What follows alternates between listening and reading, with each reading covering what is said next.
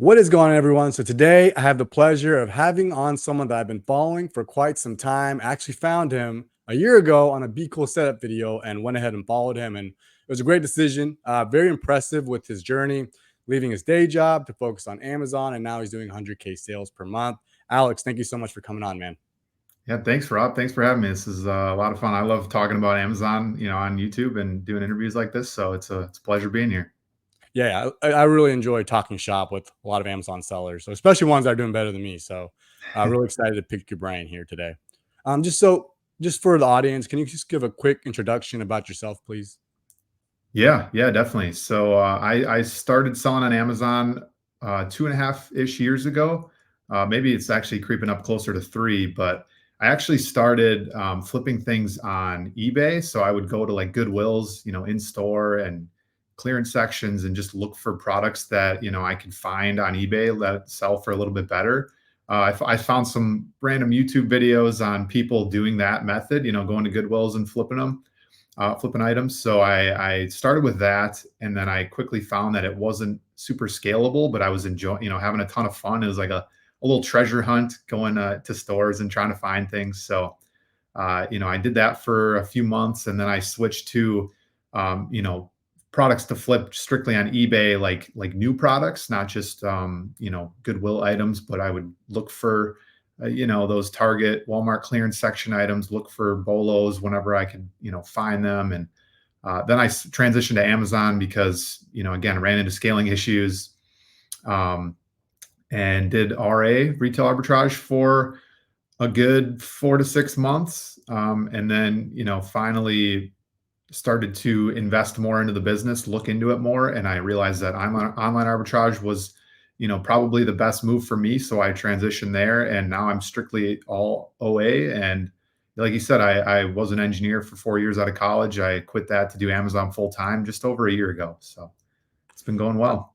Awesome. So I'm kind of a question in the Goodwills. Were you thrifting just like shirts and stuff, or was it like books? Or can you just kind of dive into more on that aspect? Because I find it really interesting that most people that I interview or talk with, they've all had some sort of reselling background. It was never just cold turkey start on Amazon.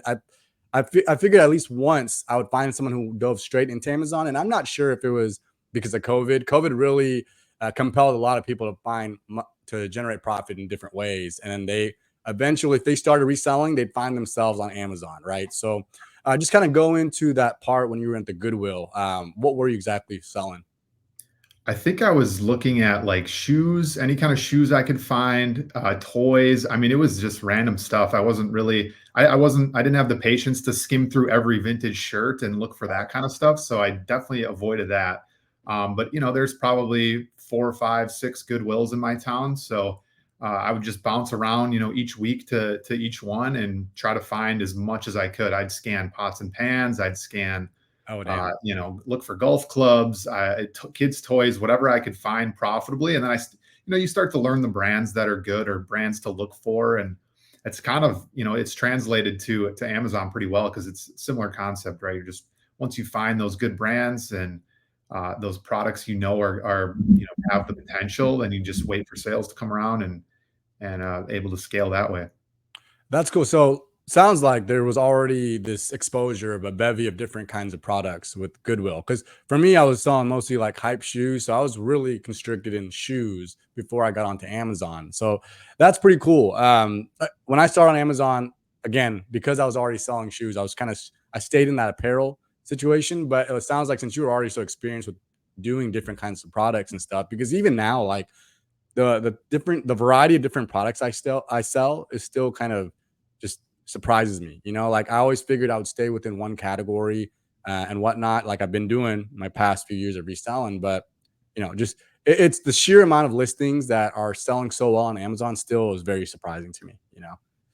Oh, I mean, yeah, you'll never not find products in any category. There's Right. always going to be that product that's, I mean, the top 100K rank in most categories are good. I guarantee most sellers haven't gone through 100,000 products, in every category. So there's always going to be stuff to find. Yeah, even now, like I've seen my share of just various listings of unheard of brands on my end, but even now, like I'll get a lead from one of my VAs of these beauty brand. I'm just like, it's not, Rakuten doesn't have a extension for it. So now I'm already kind of sketched out about it.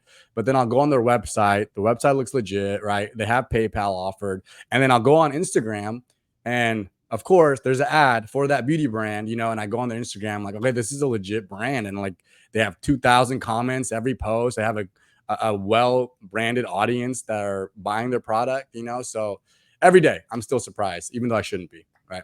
Yeah. Um, Okay, so you started on Goodwill. You already experienced in doing different kind of products as far as reselling goes. You found yourself on Amazon.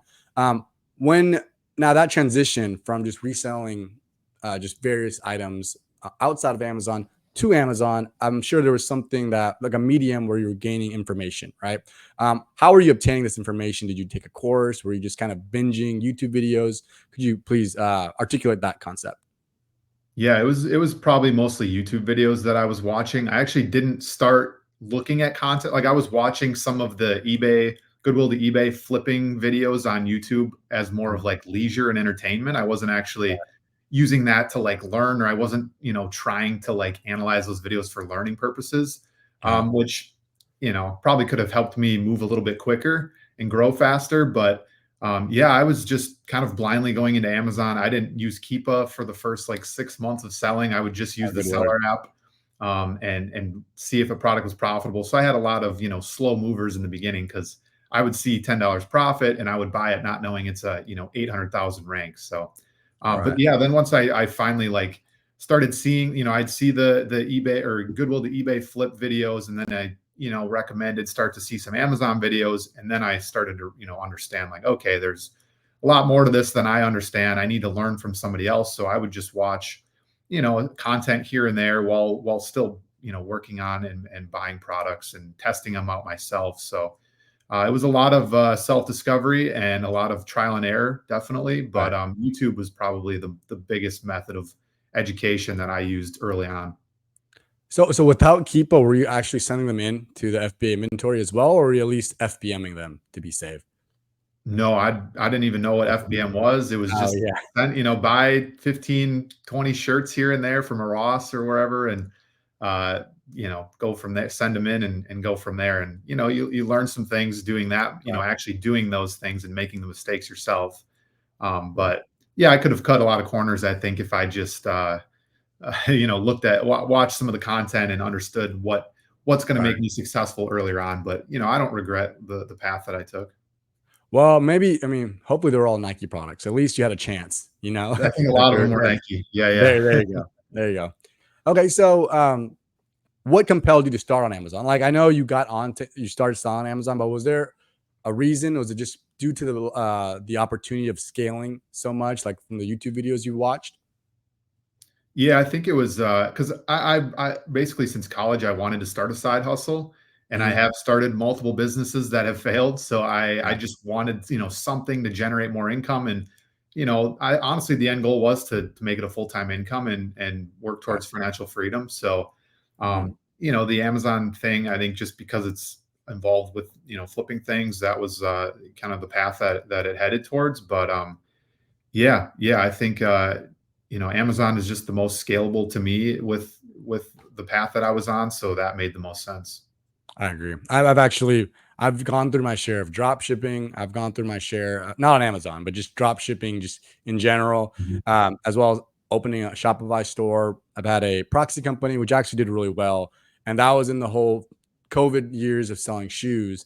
Unfortunately, shoes, at least hype shoes, kind of died off that market, and as a result, I was already used to reselling, right? So that's kind of how I migrated into Amazon, mainly because some of the shoes I was already selling on like StockX, Go, eBay, just meetups, I was able to sell them on Amazon, but I never really took that seriously. Nor did I realize that you can have, full scale business on Amazon. And I think a lot of people don't know. I think a lot of people, just like eBay, I think if more eBay sellers knew they could sell most of the same things on eBay with, author like legit and authentic goods on Amazon, they'd probably do it. I think there's still, as much as we're like so versed in Amazon and we see the community every day, I still think there's a large percentage of people that don't know that they can sell on Amazon. I still don't think there's a large percentage of people that go on the Amazon listings and see that button that you can see all the different sellers. I think they still believe that it's coming straight from the brand. So Definitely. Yeah, I mean, I talked to my family about it, and they're confused on the whole concept. They're like, "Wait, Amazon doesn't, produce all these products?" I'm like, "No, it's right. a lot of third party supplying Yeah. the inventory." Yeah. It's funny. I actually back in 2013 when I was still in college at that time.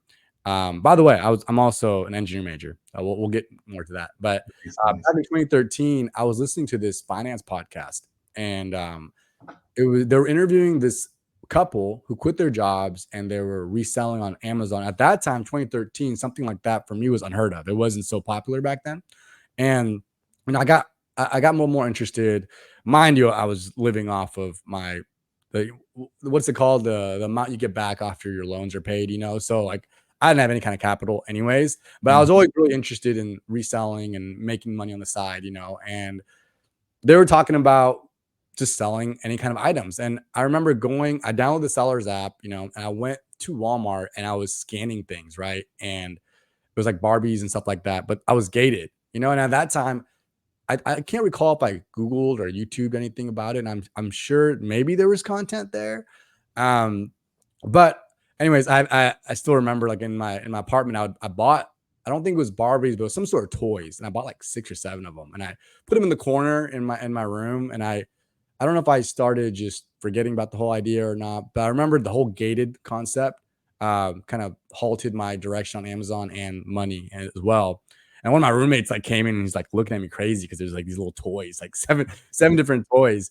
But I ended up returning those toys just because I didn't really get ahead with that lack of content, lack of capital, but also just a lack of information. I think now there's so much more information out there on YouTube and whatnot. I think anyone who wants to start, they don't have to spend money on a course. They have a great shot like anyone else. Just binge watch your videos, my videos, everyone's videos, that are authentic and legitimate. So awesome. Awesome. So, as it stands today, what is your business model composed of? Is it all FBA, all FBM, wholesale, online arbitrage? You could just dive into that for me, please.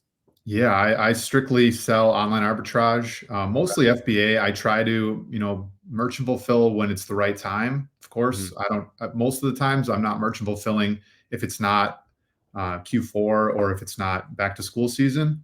Mhm. It for me, it just doesn't make a lot of sense to house a lot of that inventory.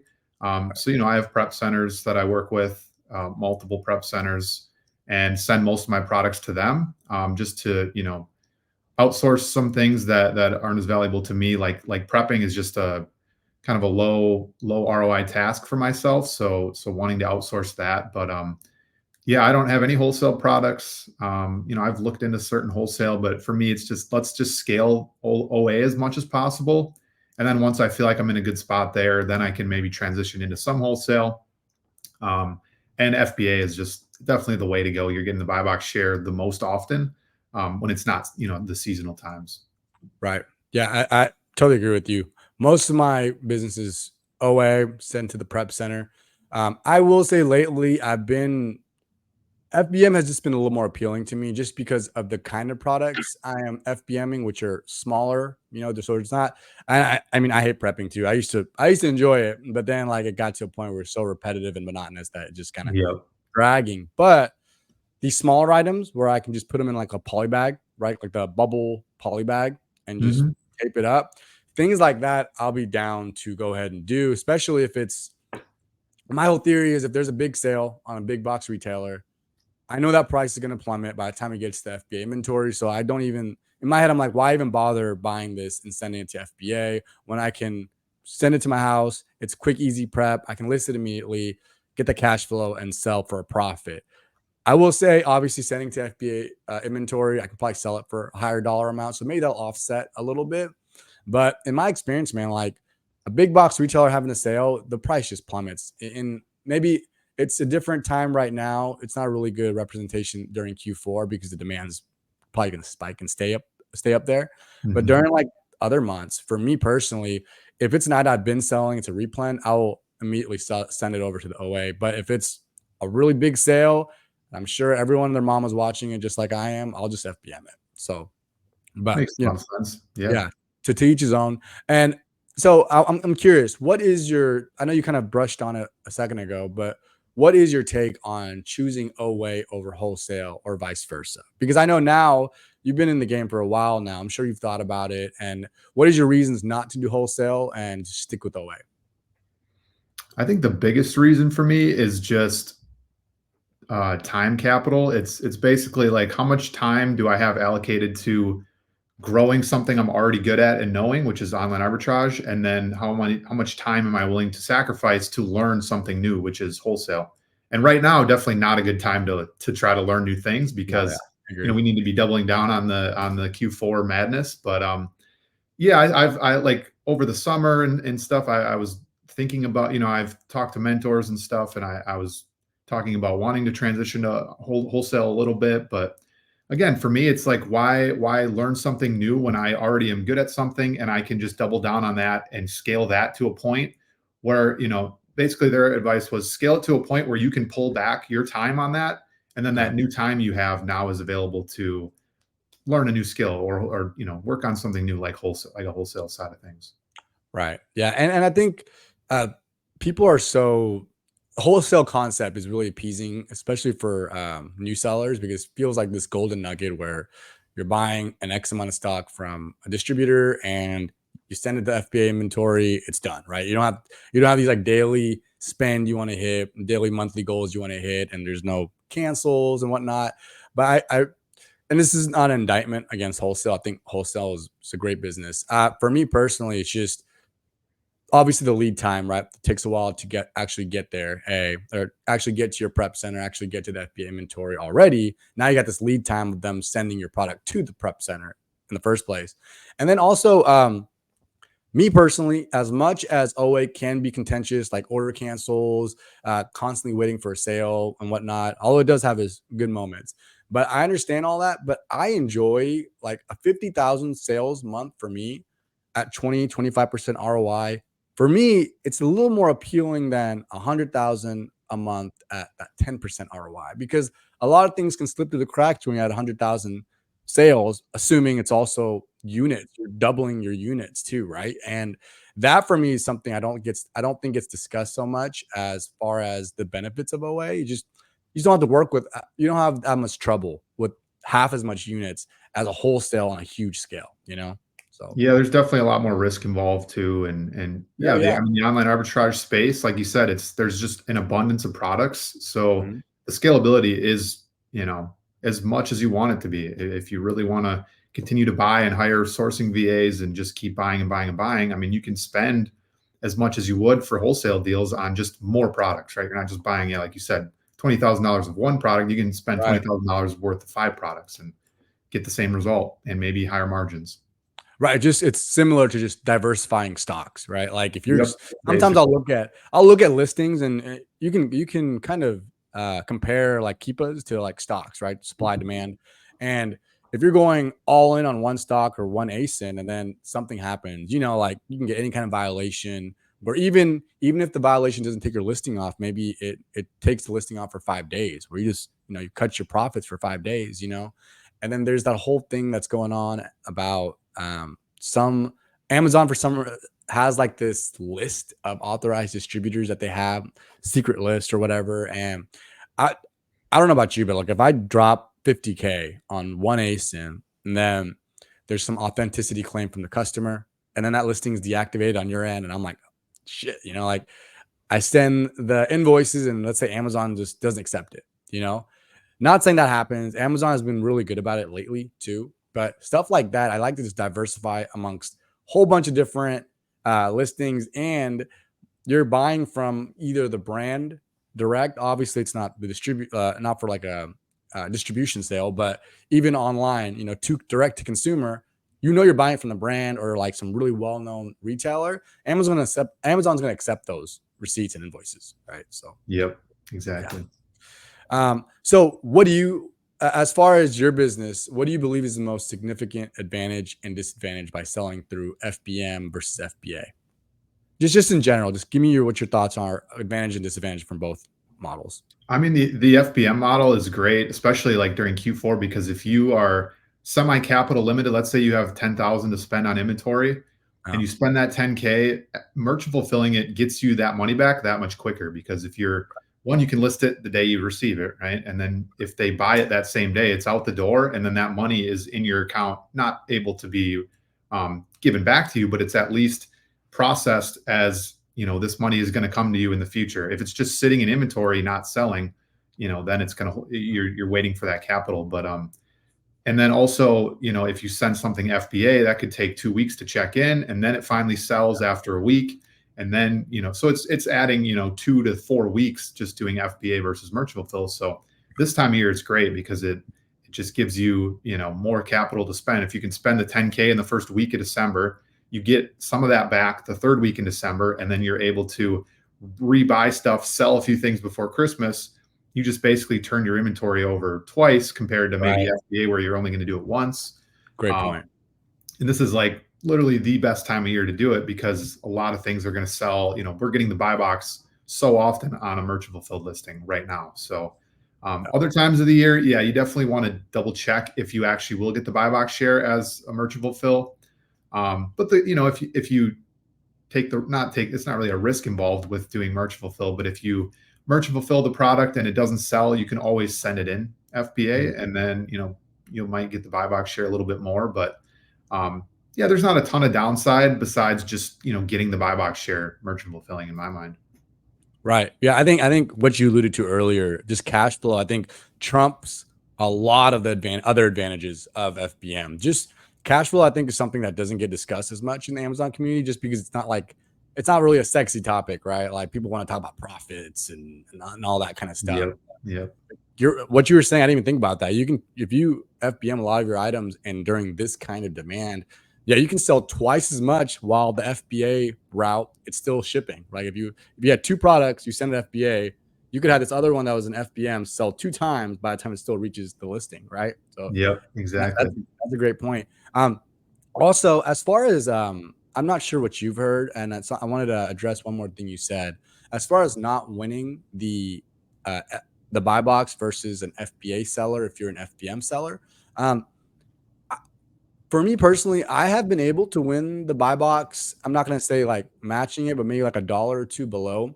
But I will say I've had some newer sellers who say they just cannot get the buy box at all with FBM. So I'm wondering, I know one of the talking points for me is like if you have low capital, go the FBM route because you can get your money back ASAP, just like you were articulating earlier. But I'm really wondering if Amazon checks your history a lot before the FBM because they are kind of taking a risk with a new seller to make sure the customer is happy, they get it on time, or the customer might not even send or something like that. So I think if you're a new seller, the FBM winning the buy box percentage could be significantly lower. So just based on what I've seen. Yeah, that makes a lot of sense. I mean, Amazon is pretty strict about their shipping policies and make yeah, like you said, making sure that the customer is definitely always first. So, if you're late on shipments or the product wasn't packaged well and it got damaged in shipping, like that will affect your account. And maybe Amazon wants to avoid that more often than not. For Right. newer sellers. Yeah, yeah, and also if you go FBM route, I forget to mention this. You have no control over your feedback. Like if it's FBA, you can have them remove it if someone just gives you a negative feedback. But if you FBM that product, unless they say some really outlandish thing, which has happened before, Amazon did remove it. More than Yep. likely, I can be able to remove that feedback. I was like at 77 at one point. And I had to like work on my feedback. Now it's back at 90.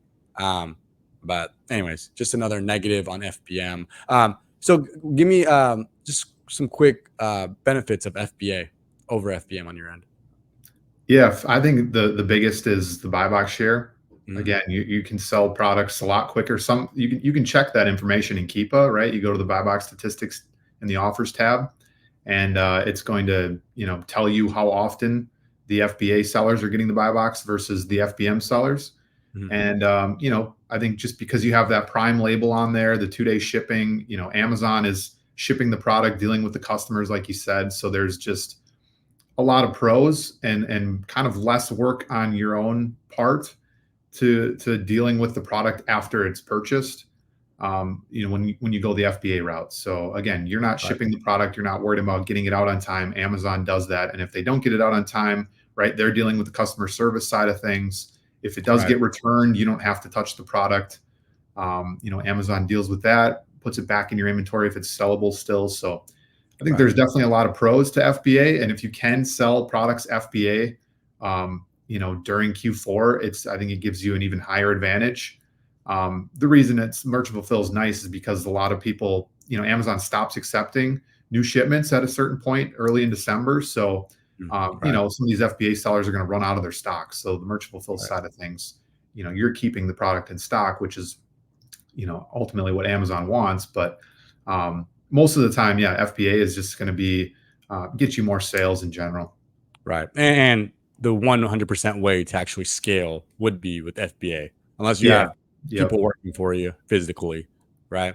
Exactly. What you're saying earlier, you're giving Amazon the control to handle the customer service, which is like a gift and a curse. I found that when I started doing much more FBM, you realize how many customers are really just trying to scam their way to just getting their money back and keeping the product. And when they call an Amazon rep, the Amazon rep is going to represent Amazon in the best interest for the customer. They're not really thinking about you. So they'll replace your item so quick. They won't even blink. Exactly. The customer will say the most outlandish thing and they'll just replace it. And that's one thing that I've really, raised my eyebrows now lately, because I'll get these like messages that are just bogus, because I it's just bogus. And thankfully, Amazon, when you FBMing it, you have more control over that, and Amazon might just refund them and credit you and on chargeback claim and stuff like that. But if it's FBA, I'll just check my sales, dude, and it'll just say like replacement. I'm just like, what the hell? Like, at least tell me, Yep. So Yeah. Yeah. There's not much transparency there, but it's kind of yeah, the price of doing business. yeah, it's the game you play. It's the game you play. Yep. Um, during your day to day, I just kind of want to transition to from your business models to how you actually work in your business. So, could you tell me how much time do you spend sourcing day to day, and how much time do you think a new seller should spend his time sourcing? I have two sourcing VAs full Okay. time, so they find me, a good amount of products every single day. So I'm spending most of the first part of the day sifting through their leads and either purchasing them or leaving feedback on why I wouldn't purchase it. Mm, Yeah, that normally takes a couple hours. It takes time to look through leads and yeah. reanalyze the product yourself. My goal for next year is to train either one of the two VAs or hire somebody to do that filtering for me, so I can either just hit buy, click buy, or somebody buys it for me as well. But yeah, so I'll spend a lot of the morning sourcing, and then I'm creating content and if it's merchant fulfill, I'm getting products out the door. I'm working on shipments myself. Even again, I have a prep center, but I still like to send some of the really cheap items, even Uh-huh. with a high sales tax. They just can't be beat. The prep center prices are just going to be higher. So some really cheap items I'll prep myself. So I do send shipments to my house every once in a while and Okay. process them, prep them. Um, so that's kind of the day to day. But a new seller, I would really suggest you're sourcing as much as you possibly can. I mean, Right. I always tell people that are newer, spend 80% when you are sourcing, spend 80% of your time sourcing and physically looking at the products, reading charts. And then Mhm. 20% of that of your time sourcing is Nice. educating yourself. Nice. So yeah, learn about keep a charts and learn how to find products quicker, reverse sourcing, manual sourcing, and then most of the time should be spent doing the work yourself, because you can only learn so much from videos, and you're not going to actually understand certain charts until you actually see enough of them yourself Yeah. and purchase the product and see how it sells and see why it tanked and price tanked and stuff like that. You're not going to learn a lot of those things unless you're actually putting that work in yourself. Agreed. Agreed. Yeah. And I wanted to kind of speak to your the VAs that you have. I think a lot of new sellers come in and they see the virtual assistants, sourcing virtual assistants, as kind of a ticket out almost, especially if they're having a hard time sourcing and not putting enough hours in. I've had a bunch of DMs in the past that they say they can't find anything and they've only spent a couple hours. When I first started, I was spending like a long time, like deep into the night, just sourcing, finding things, and I wouldn't find anything, until it finally started to get the hang of it. About the sourcing VAs, how can you speak to what got you to have 2 VAs? I'm sure it started off with 1, maybe he was part-time. Did you have to train him? Because in my experience, I've hired several VAs, and I've never been able to find a VA who's already good. I've always had to train them in some capacity. So can you speak to new sellers who look at VAs as kind of a way out, and can you talk about how you got to those 2 VAs? Yeah, definitely. I really don't recommend a virtual assistant, a sourcing VA for somebody who doesn't know or understand sourcing themselves, right? Agree. Yep. Because like you said, there's never most of the VAs out there need to be trained in some capacity. I mean, they might have some prior knowledge, or they've taken a course, or they've worked with other US sellers even briefly. But your criteria and the way you purchase and buy is going to be different from what they already know. So you're going to have to train them to some capacity. And if you don't know how Right. to source yourself, you're going to train them to be a bad sourcer. So that's the Right. first step, is definitely become an expert, or at least become good at, finding products. If you're spending 6 hours a day and you're hardly able to spend $100 on products because you didn't find anything, then you need to work on sourcing, work on different methods of sourcing. And then once you start to get the hang of those things and you feel like, you're spending, or you just don't have it, you're working on other things in the business, so you don't have enough time to put in 4 to 6 hours of sourcing every day, right? Or Right. however much time you want to source. Right. Then it makes more sense to look at a virtual assistant to kind of supplement or add more time sourcing in Right. your business. And Right. yeah, I definitely spent a lot of time training my two VAs. I found them both at the same time. I put a job listing Nice. out there, and two candidates really stood out to me. So I said, I'll take both of them on. And if the one was less experienced but had a lot of motivation and seemed very Right. coachable, so that's she was didn't find a ton of products right away, but now she's my best sourcer. So she finds a ton of stuff. And it was a lot of working with her, training her on my mentality and my, what I sort, how I source. The other sourcer was he had some experience with working with another U.S. seller, Yeah. and he just was finding good products in different categories from the start. So that's kind of lucked out with both of them, I think. But there was a lot of training involved, weekly calls. I mean, I think the first week I was on a call with them every single day, first 5 days with them, just to Yeah. go over the couple leads they found and really explain why I would have purchased them or why I didn't purchase them. Mhm. And then they slowly caught on, and month 2, 3, 4, they really started to amp up. And now I think we're probably 6 or 7 months in having those same two VAs, and Nice. they've been doing great for me. Nice. Nice. Yeah.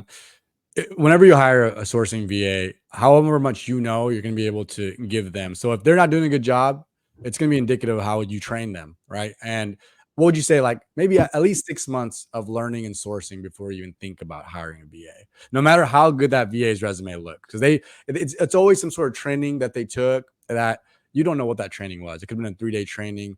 Um, Yeah. you Yeah, really got they might know the terminology, which right, sounds appealing and seems like they know what they're talking about, but, right, until they've looked at hundreds or thousands of products themselves and get that experience, and also you doing the same, like you said, 6 months of practice and sourcing yourself, mhm, then you can hopefully feel confident that if you have a VA that has less experience, you're able to train them just fine, and then they're actually finding leads for you. Because the worst thing, I've had a couple of VAs in the past that I had to fire because they just didn't put in the effort. They weren't improving. I'd buy one out of every 10 leads they put on the list. It just wasn't a good scenario. But I also I didn't coach them very well at the beginning. So the expectations were probably that, and um, had to change the ways that I was being a business owner. nice, yeah. So just to pin on that, learn your source way before actually hiring a VA, and it's not a way out. Put the time in. Even if you can't find anything the first couple weeks, put that time in. You'll eventually start. Sourcing really is a skill, so you're practicing for a skill. So once you perfect that skill, then you can train someone else to actually learn that skill and do it for you. Right. Um, Exactly. so from your experience selling on Amazon, is there a category that you would advise new sellers to start over others? Um, it kind of depends, but I would suggest that if you are completely new to Amazon and you don't really know what products to sell or look at, I would pick a category that you are familiar with, like just in your personal spending and Mhm. interests, right? If you are a big sports fan, look at those products first, right? Look at those stores that sell sporting goods products, jerseys, clothing, whatever it is. And you might at least have a better time or more interest in looking at those types of products because you kind of know what brands to look at. Right. You might find some leads easier there than looking at, right? Say, uh, if you're a big sports fan, looking at beauty products might not be in your wheelhouse, and you might just get more frustrated because you don't know the good brands. Unlike somebody who knows the beauty category, just buying beauty products, whatever, in their personal life, they might have an easier time because they know the brands that are really popular, and the brands that they use, every day. Agreed. Yeah, and that's kind of why when I came on, I was just doing mainly shoes because I was so Yep. familiar with shoes. I will say I was doing a lot of hype shoes. So even coming on to Amazon, I was finding like Nike Revolutions and stuff like that. It was still kind of new to me. But those Yep. are the shoes that people go on Amazon for. They don't go on Amazon to buy like really hype shoes. So anyways, as far as just the categories and brand goes, I agree with you. Whatever you're already familiar with, you go onto Amazon with that, then just get familiar with the dashboard, selling, and then start venturing out to other categories. So for you personally, what are your favorite categories as far as profitability and just like less returns, things like that, versus your this category you stay away from? Honestly, I don't really stay away from too many categories unless I'm, gated in that, like DVDs or whatever I don't sell. But clothing category has done really well for me in the past. I've Nice. really tried to expand into like the beauty and grocery category this year. Uh-huh. And then one of my VAs is really good at finding tools in home improvement, automotive, lawn and Nice. garden, stuff like that. So I've branched out a little bit into those categories more this year. Nice. But yeah, I mean, all those categories have made me some sort of profit. Obviously, like I'm, more versed in some of the clothing and accessories categories. So I've done the best in the past there, but the returns are a little bit higher, just something you have to deal with. Right. But if you know that category well and you know the brands, you're just going to have an easier time finding products. Right. Right. And I'll also say apparel and whatnot, even though it has a high return rate, if you can find the return on investment at least like 40%, 50% and offset the return rate, it works out. Because I see a lot of hate on apparel and shoes, and understandably so, right? But if you're purchasing to offset that return rate from the very beginning, you're not going to have that, negative experience. Um, so as far as apparel, is there a certain category within apparel? Are you talking about more like shoes or more like clothing, like bottoms, tops? What is it that you find that is doesn't give you much of a high return rate versus others? I've sold shoes in the past, and if I find a good shoe listing, I will purchase, but I don't really source a ton of shoe listings. So Okay. it's mostly clothing, Oh, anything okay. clothing. I'll sell whatever my VAs find, whatever I find. So Right. like I said, I'll do some shoes, but I'm not doing a ton of shoes at the moment. Okay. Okay.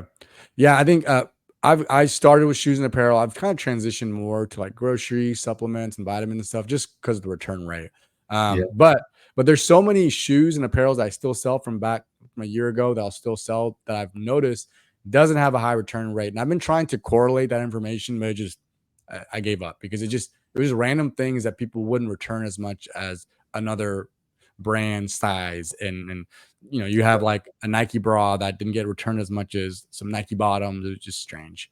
But you won't know that you won't have your own information like that until you go in and take a risk and sell it, right?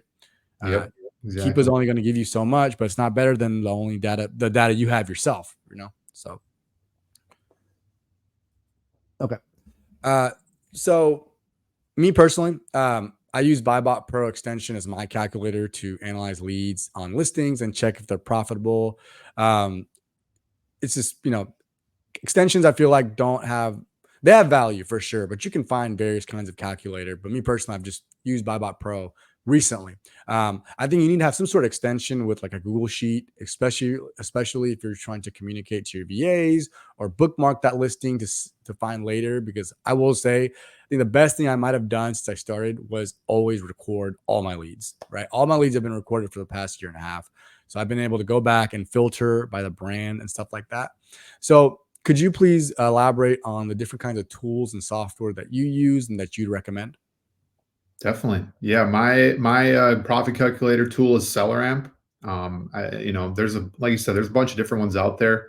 SellerAmp is what I'm most familiar with. I've been using it for a long time now, and they do have the Google Sheet export feature, Right. and it's easy to implement with my VAs. So they each have their own, and it's an easy way to track their leads.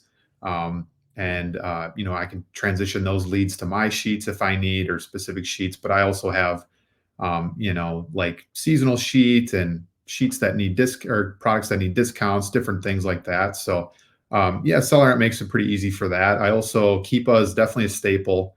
If you're not using Keepa, I'm not sure how you're finding profitable products or It's like products that sell, you in your first 6 months type. feed me. Yeah, yeah. Don't make that the same mistake. Definitely something I wish I had earlier on. For But sure. and then I do have Seller Board. It's like kind of Nice. just helps me calculate my profits, similar to like the way Inventory Lab does it. Right. And then I also have Inventory Lab for prepping shipments, and my prep centers both use Inventory Lab, which is really nice because I'm super familiar with it. I've used it myself before getting a prep center for almost a year. So Mhm. I know exactly how to check inventory and prep products myself. And then now my prep center is using it as well. So it's just an easy transition there. Right. I do have Be Cool as my repricer. Right. So that is again a software that I just started with, and I've learned to love it, and it's been very helpful to me. And Sure. yeah, I have a couple videos on my YouTube channel Yeah. about Yeah. how to use it and how I use it. So yeah, it's that software definitely helps when you start to do some decent sales numbers, because Right. and when you get a couple more listings on your storefront, it's just hard to keep up with trying to, especially this time of year, having the buy box more often, and it's going to bounce around a lot because Amazon is going to give it to whoever can provide a product quickly, right? It's not going to be price based as much because the demand is so high. It can be a buy box at $90 compared to the other ones at 80, because you can send it 2-day shipping while the others have a week and a half lead time. So those Right. are kind of the main softwares that I really recommend starting with, or at least getting over time, because um, it's only going to help you scale that much quicker. Agreed. Agreed to everything you said. Also, the repricer, even I would even recommend it when you have like even 20 listings. You don't have to get the AI on Yeah, there. there's a cheaper version, and Yeah, yeah, I mean, if you're spending too much time repricing every day, it's you just will. such a hands off tool. So yeah, Yeah. I definitely, yeah, you're right. You can definitely get it earlier on. You become almost addicted to constantly checking your price, especially when you first start, because it's kind of that shiny object syndrome when you first start. So you want to constantly check your Yep. prices, and you'll notice you're gonna be at a huge disadvantage when the other 20 people on that listing are just changing their prices automatically, and you're just like, what the hell is going on? So Yep. even at 20 listings, hell, even at 10, it's just $20 a month as far as Be Cool goes for their non-AI plan. Mhm. Um, so I've recently I've used Be Cool. I've also used Profit Protector Pro, which I think I got recommended that by Duke Does Amazon, right? Mhm. Both same concept. They both do the same thing. As long as you have one, I think it's the way to go. Also, Seller Board. Can't speak enough about Seller Board. I knew my numbers to a degree until I installed or integrated Seller Board with my Seller Dash, and it's giving me all this information. And the best thing about it is it's almost like your leads uh, software or data, right? Because you can go to your last month, last 6 months, and see which one was your best selling ASIN. Yep. And I think that pales in comparison to just having a bunch of spreadsheet that to keep up with that information. I agree. So Yeah, that tool is, I've only found it not super long ago, probably 5 or 6 months, but yeah, it's, the amount of detail and data on your products, as well as, like, how to when to replan, that is just it's been a huge, huge bump to the business. awesome. 1 second, my mouse. All good?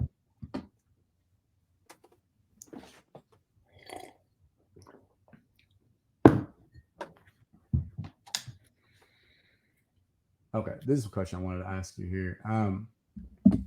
So like I alluded to at the very beginning of this video, I know you're doing 100K sales per month, right? So I wanted to get some insight on going from 10K to 50K to 50K to 100K, more so the 50K to 100K. What did you have to do differently? What were more some contentious issues that you had to address when you didn't have to during that 10K to 50K? Could you elaborate just any pointers that you would give scaling to that degree? Yeah, it's mostly it is the scaling part is just, how much can you spend per day or per week to, be able to achieve those certain sales numbers. Like it's just it's kind of like a math equation. If you know your previous history with how much ROI you can generate off of a certain amount of, inventory, you Mhm. can kind of like project numbers onto hitting a certain amount. So if you're at, 10K, if you're doing 10K in sales, you at least understand the method enough to be sending in products, hopefully regularly or consistently to achieve the 10K. Now, maybe you're not buying super deep because you're not super confident in yourself for purchasing yet. But to grow from that 10 to 50K, it's you're maybe starting to find more products. Maybe you did hire a VA at this point and you're getting more Right. products, and you're able to purchase more. And then going from like 50 to 100K for me, it was just understanding what it's going to take to hit that 100K, right? If I'm doing, like you said, 25% ROI average across all my products, Mhm. and, to be able to hit 100K in revenue, if I know that I'm hitting, or, I'm spending 40,000 to hit 100K, then Yes. I need to spend 40,000 in a month. So how do I Right. spend 40,000 in a month? We'll break that down by week, right? Then that's 10,000 a week. Now, how can I spend 10,000 a week? Break that down even further. Per And if you're day. only able to, previously spend 5,000 a week and you have one VA, or you're spending this amount of time on sourcing, how much more time do you need to spend to theoretically hit that spend goal for the day or for the week? Mhm. And when you break it down like that, it seems a lot more achievable. And it just comes down to, am I still buying good inventory and am I buying more inventory? Because you can't grow without, that's kind of the nature of the business. You got to spend money to make money. Right. And if you're not able to do that, whether it's you don't have enough time to source or you don't have enough products to source, then you need to figure out a way to solve those issues. Right. Yeah. Yeah. And in more like simple terms for me, like when I first started selling, it was I want to hit, let's say, 10,000 a month. Obviously it's more um not as simple, but I would just divide 10,000 divided by 31 days, and I would just make that my spending goal. Mhm. Obviously, that's not taking into account ROI and whatnot, but if you want to just Yep. start with that, and then as you kind of grow, like you said, you reverse engineer the numbers that you do know, right? So, yeah, for me, it's kind of like I was saying earlier, going from 50K to 100K, as long as you can keep that ROI consistent, that's great.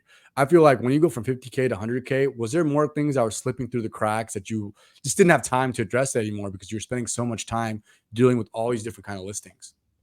Yes. Yeah, that's like some of the hardest things to keep track of is all the slippage and, Yeah. if you're not tracking the prep center items that are showing up or that they're shipping out, a lot of times like I just talked to my prep center recently and I reached out about a couple listings and they said, "Yeah, the company only sent 9 out of 10 or, we only received 7 out of 10, whatever it is." So if you're tracking those things, you're going to continue to maintain the profit, but if you're scaling without, tracking those things or if you're still prepping yourself, yeah, really Oh, yeah. finding a way to make sure that you're not letting these units here and there get lost or even like reimbursements on shipments.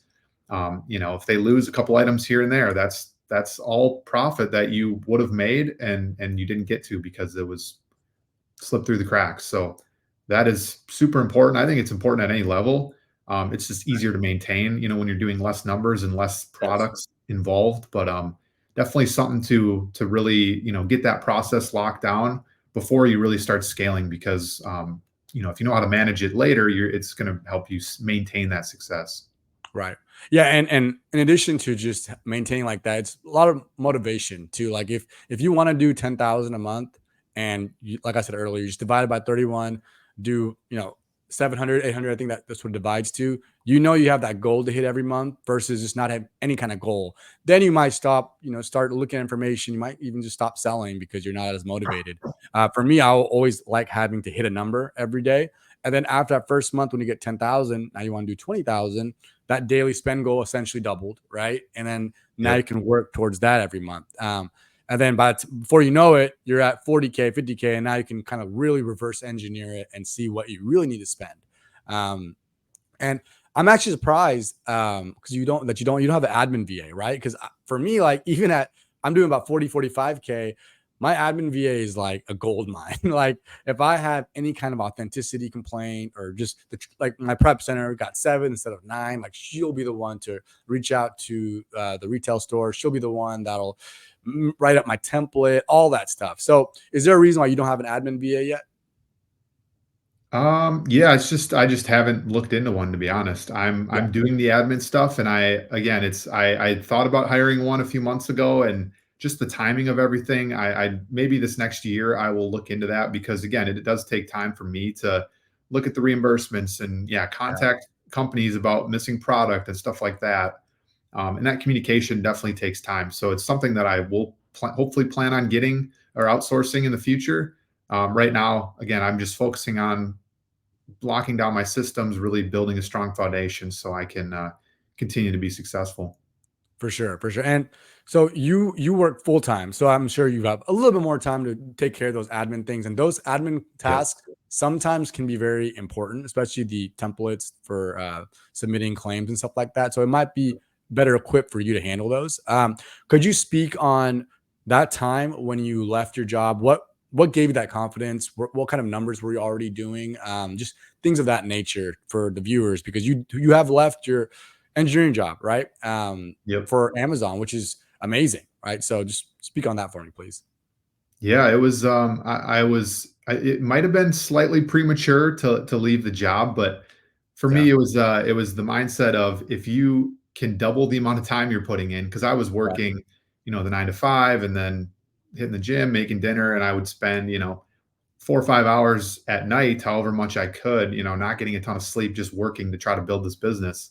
Yeah. And then realizing that if I just was able to put more time in, I could scale it that much better. So um, I think I was doing around 30 to 45K, somewhere in that range.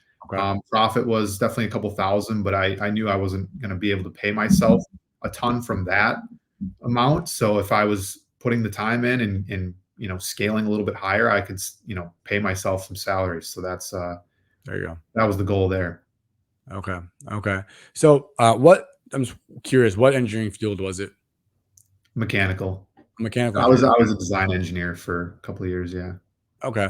So I'm a civil engineer. I was a major in civil engineer. So my whole thing is the time, right? So I'm not forced to work overtime. I work from home too. So like when I started, yeah, of course, it was really strenuous the amount of hours I was putting in after work to get my Amazon business going.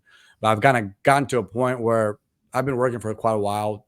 Most of it is pretty straightforward. They trust me, and as far as Amazon goes, that's why for me personally, like that admin VA, my sourcing VAs, all that is very important for everything to run smoothly, right? And I've had to really work on allocating correct things, the prep center and whatnot, for that to really function. So, as far as leaving your job, working full time now, what's your advice as far as when others should feel like it's the right time to quit? Is it more so of the job they have, or should they look at their income that they're making from Amazon before they do so? Yeah, income definitely should play a role. I mean, you don't want to jump in making $1,000 profit on your business, needing to Mhm. reinvest that thousand, and then you can't pay yourself anything. So, Yeah, but I would say just as like the job it takes to do Amazon full time, you want to make sure you have really good systems in place, right? right. Are you able to find a way to source and spend a certain amount every week? Mhm. If you're very fluctuating with your spend, that's going to obviously modify your sales and change and make things fluctuate more than you want than consistency. So, Yeah, yeah, the systems are super important. You can be successful if you just have good systems in place, and the processes are going to help you maintain and scale even further. So that's probably what I would want to lock down before quitting. And then obviously you want the business should be bringing in, a decent amount of profit. Maybe not, that doesn't have to replace your salary. Mhm, mhm. But you want, that should be the goal, in the future when you are Right, full time for a while. or So more, right? yeah, obviously more Yeah. is definitely the end goal, but yeah, you want to make sure it can support for you if you are quitting. Yeah, and especially like there's a misconception, and this might be a result of a lot of people in the Amazon community being disingenuous, but with the profit that they share, they're reinvesting that profit. So before you leave your job or think about it, just remember like whatever profit you're making that month, it's not sitting in the bank, right? It's already preferably purchased on new inventory. So if you Yeah. have a Yep. mortgage, if you have kids, if you have something that you have to spend every month, think of that before you just quit your job, because that profit has to be used, right? So until you get to like maybe 10K, 11K profit, then you have a buffer, some sort of buffer, right? I'm not saying that's the Yep. number. And maybe you have, maybe you have a partner who can help you. There's a lot of factors that come into it. It's not like a cookie cutter kind of explanation, but Yep. I think you're a smart man, right? So you probably looked into all that before you did so, and it looked like it worked out for you. So mad props, congrats on that. That's a huge accomplishment for sure. Yeah. Yeah. Thank you. So I know we have too much time here. I wanted to jump in on just some. I'm not going to make it spitfire, but let's see here. Um, I'll try my best to keep it quick though. So we've talked about capital and whatnot, right? So as far as capital for you, when a new seller is just starting to come on, is there some sort of source of capital you think they should look into, whether that be Amazon loan, whether that be from friends and family? And also, could you elaborate on how much capital they should start when they first sell? That's a good question. I think that you would want probably like $1,000, maybe more to start. You're going to be buying inventory slowly.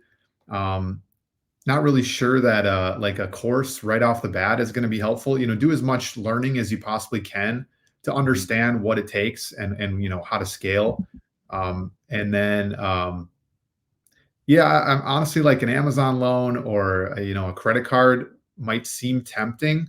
Yeah. But if you don't know how to buy good inventory and you're losing money on the inventory you're currently buying, every once in a while, you just want to Yeah. make sure that, if you're buying with credit, you want to, be able to pay off the credit and make profit on that as well. So that's I mean, you can definitely like it's going to help you scale if you're able to spend your $1,000 pretty quickly.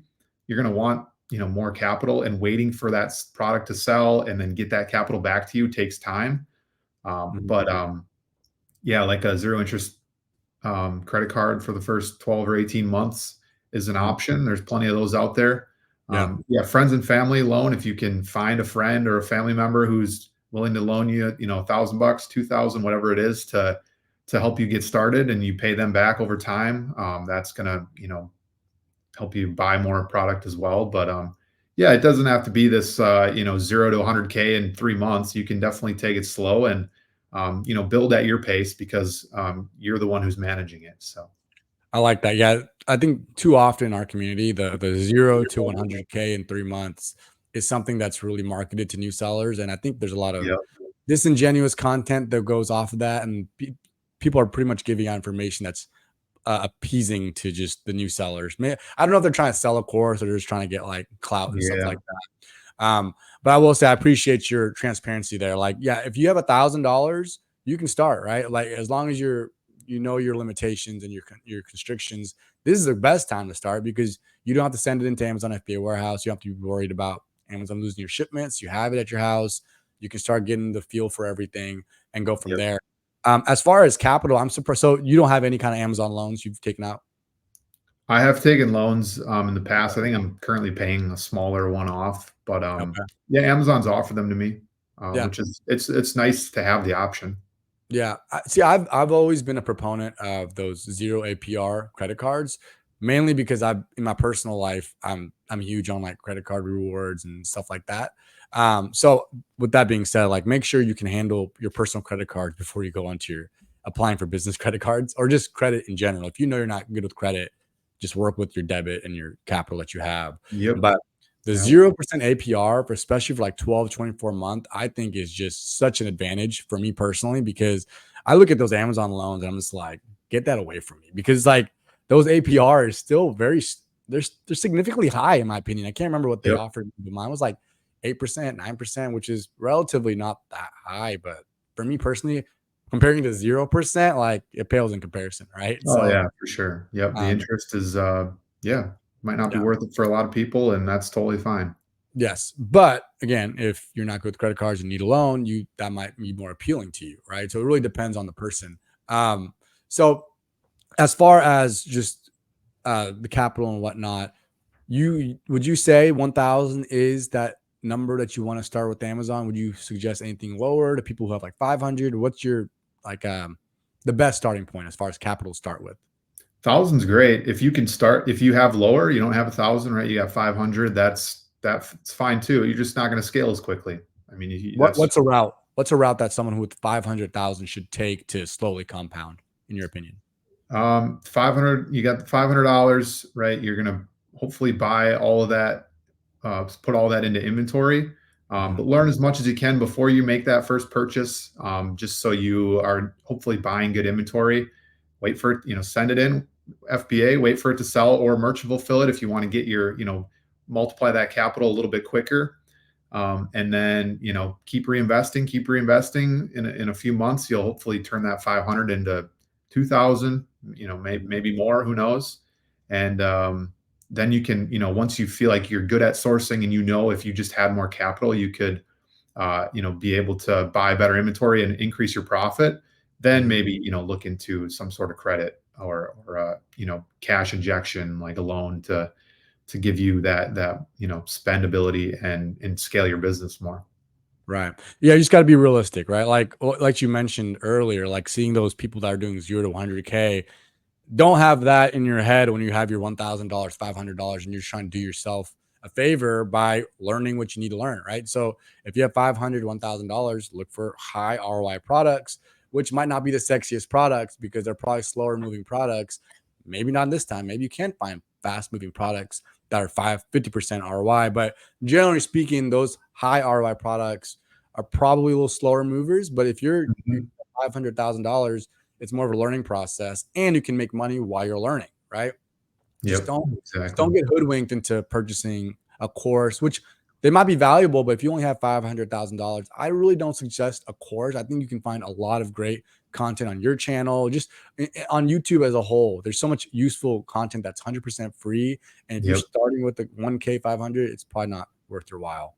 I Um, totally agree. Yeah, the free content out there is so invaluable. You're going to learn a ton from that. And then, Sure. maybe if you're having trouble scaling, that's maybe when a course might get you there because you're learning Yeah, from somebody who's hopefully scaled it to the point you want to be at in the future. right. Yes, yes, and that's kind of goes to the systems that you've talked about, all those kind of things that aren't really sexy to talk about. You need that comes into play when you're really trying to scale. Um, so I wanted to, this is a question I ask most people I interview, and I'm really interested to hear what your answer to this is. What is the most tumultuous time that you've had on Amazon? Maybe it was an IP complaint, an authenticity complaint, or just something about your capital. Could you talk about what happened and what you did to overcome it Yeah, this brings me back to like March or April timeframe. I this year? found there was a Nike sale going on a couple different websites, and I bought really heavy into that. Uh, And at that time, I think I was doing mostly apparel and some shoes, and I just found the sale that probably a lot of other people found, and it was the products. A lot of the prices tanked on most of the products I bought, and I went wow, pretty deep, 100 units plus on certain ASINs. wow, Those prices tanked, and I instead of making a 40% ROI, I only made 5 or 10%. And then I really had to like look like, man, I can't be doing that every month, expecting this and not getting as much as I wanted. So that's right around the time when I hired my two VAs to help me look for different categories, different products, and that's what I train them to do is look mhm, for you know don't just we're not just focused on Nike here. We're looking for like you said, the vitamins. We're looking for beauty products. We're looking mhm, for tools and home improvement. Just categories that maybe have a little less competition that we are less likely to have tanked on. So right, yeah, so then I had to kind of pull back a bunch back then, and spend the time kind of rebuilding our purchasing structure. And that took a couple months, and I still buy Nike and I still buy clothing, but it's just not as big of a part of my business, yeah. which I think is good for that. That's what works for me. And maybe you have a good time finding Nike and you're okay with slight tanking on certain products, but just do what is going to help your business the most and what you're most comfortable with. And the pivot was good for me, and I'm kind of still on that trajectory. So it was a good Awesome. learning experience for sure. But I'm kind of glad it happened, so I could learn that instead of just continue to happen over and over again. Was this after you already left your day job? Yeah. Yep. Oh, so that's even more egregious, right? Yeah. Yeah, yeah, it tests you for sure. It's still like I said, I didn't like lose money on a lot of the stuff. It was Yeah, just you like still made money. Yeah. still made some profit. So it was just like yeah, I can't let this happen, Yeah. every month or it will start affecting me. Yeah, you were kind of reflecting on it and you're wondering if it's a testament to how your systems are in place, right? I'm sure you were kind of like you took a step back, right? You're like, okay, I need to purchase Yep, better. And it sounds like you addressed it and it's gotten better, instead of just giving up, God forbid, right? exactly. Yep. And if anything, like that probably made you stay away more so from wholesale, right? Because you went all in on this one ASIN. I still to this day Yep. don't go all in like that. Yeah, as much as you want to, Yeah, it's tempting in certain ways, but the risk sometimes will just deter you enough to not go, two, three yeah. hundred items deep on products because that can really hurt you if something happens. Yeah, your sheer experience will tell you not to do it because the keeper graph goes like this, right? It doesn't go like this, even if you buy 100 units. So Yep, me exactly. personally, like even going that deep, unless it's your own brand or you're that confident, the keeper graph's gonna go like this. So I technically I want to buy it when it's the price is going like this and the sellers are going like this, and it's not gonna be Mhm. like that 100 units through, right? So yeah. Exactly. Uh, for me, and this is my last part of here. My most stressful time was I had an IP complaint, and I've always been able to address. Sorry, not IP. I had an inauthenticity complaint, and always been able to address them pretty easily. Like I have my admin now who creates the templates, and she's really good about identifying the different kinds of things that we want to detail in our plan of action and whatnot. This is about a year and a half ago. I did not realize that the what is it? What does Walmart have when it's not the Walmart themselves, a third party, but they call it something shipped Uh, and sold to third party or something like that, yeah, right? yeah, something like that. I did not know that that was a thing on Walmart, and I had a VA who sourced the product, and I looked at it. I thought it was fine. Mhm. Lo and behold, that it was a beauty product, and that's kind of why when I started staying away from beauty products because I was so like I had trauma from that almost. Anyways, I submitted I think like 6 or 7 or 8 times, and I've cleared so many violations of inauthenticity, and I was like, what the hell is going on? And finally, I realized I spoke with someone I can't recall who told me that if it's a third party on Walmart, then you're not going to be able to get that taken off the violation unless you get an invoice from the person that sold it to you. Yep, I try to reach out to that seller on Walmart just to find out they've been kicked off the selling platform, you know? So I'm just like, oh hell. yep, That was my only one inauthenticity complaint where I had to acknowledge the whole situation. And it happened.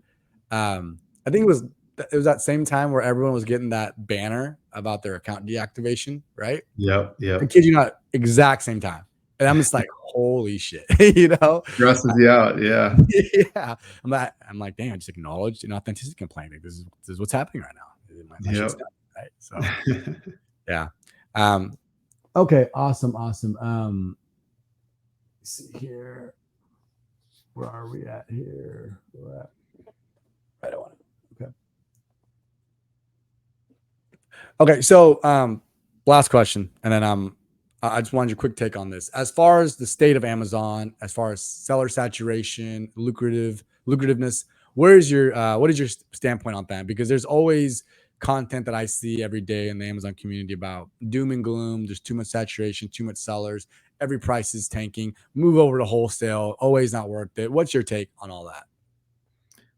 I think Amazon's doing just fine. I mean, I think a lot of people will change their tune after this Q4. I mean, you just last year was my real first serious Q4. Mhm. And I went all in right at the time and I just understood like, wow, there's just so many products out there that are going to sell well. Mhm. And I mean, you can just know from the keep it chart, like certain categories or certain not categories, sorry, certain brands might have gotten saturated over the last year or two, like Nike, right? Tons of people, especially from all the content that's posted that Nike is great and everything. So a lot of people start there, right? And maybe that feels saturated, but there are so many brands out there that sell well and aren't Mhm. oversaturated. So I think there's just tons of opportunity. You just have to look a little bit harder, right? Right. Right. Yeah, and most of the time, all those listings that are getting saturated is because you're just scratching the surface, right? Those are those listings that everyone is finding. Like if you're going to Nike every day and you're saying you're buying all your Nike, all the products on Nike, and then you're saying, wow, the price is tanked. Well, yeah, that's what's going to happen. You're buying from freaking Nike.com, right? Yep, If yep, you actually work hard and find like these low key brands that still have that Rakuten extension, you go on their Instagram, they have an audience, it's a legit company. Go for those. Go for the ones that are hard to find, not the one that everyone already sees. And then check how the saturation is going. And I'm sure the saturation on those listings aren't nearly as bad as the Nike listings. And that's kind of why I've started staying away from Nike, is just because yes, those do tend to get saturated much more than the smaller brands. So yep. I agree. and Amazon's only growing, right? Every year, even though they claim that they're almost at a loss every year, they're definitely growing. So I 100% agree with you. Start selling Amazon if you have not started. Learn and take information from um, legit sellers like you and other sellers on YouTube, and you'll create a good foundation to start. So. Um, those are all my questions, Alex. I wanted to ask you just to share any kind of promos, your shout out for your Instagram, your YouTube. Go ahead. Yeah, yeah. All my socials are AC Flip 17. I create a bunch of mostly educational content just around the selling on Amazon space. If you want to learn how to get started, definitely watch some of my content. I have intro videos, I have new seller videos, I have experienced seller videos. Basically, anything that you want to know to start, scale, and grow an Amazon business. And then what's your Instagram and YouTube channel? Both of them are AC Flips 17. So Instagram handles that, YouTube AC Flips. It's all the same. So you should be able to find me there. Yeah, and also I'm really impressed by the consistency in your content as well. I try my best to get at least like one reel out every day or every other day, but you're really good about that. So major props. Yep. Yeah, it takes time, but I think it's worth the investment. So Yes, yes, and also the quality of content on his YouTube, you guys. Like I found him on the Be Cool setup video. It was very detailed, walked you through every single step, and he has other videos just the same way. So I really highly recommend go to his YouTube. If you're just starting and you're trying to find a place to binge your Amazon FBA information, his YouTube is the way to go. And I'll link his YouTube as well as Instagram in the description below if you're so interested to finding it. So again, Alex, thanks you for answering all my questions. I know some of them were kind of drawn out, but I really wanted to ask you just these various questions, and I knew it was going to be a great discussion. I'm sure the people watching got great content out of it. So thank you for coming on. definitely. Yeah, thanks for having me. It was a lot of fun today.